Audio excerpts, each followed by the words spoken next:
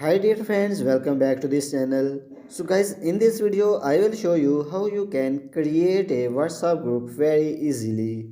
So without wasting time, let's start video. Before starting the process, if you did not subscribe our channel, please subscribe it. So firstly, open the WhatsApp and then you will see three dot on top right, click on it.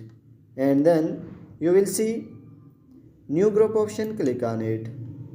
And then select the friend which you want to add in the group.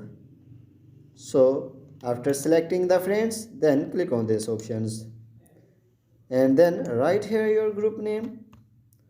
For example, I want to select this name, then click on OK options. So in this way you can create a WhatsApp group very easily.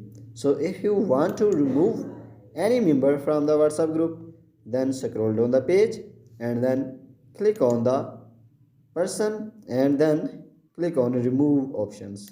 So in this way you can remove any contact from your group. So guys, if this video is helpful for you, please like the video and also subscribe our channel. Thanks for watching.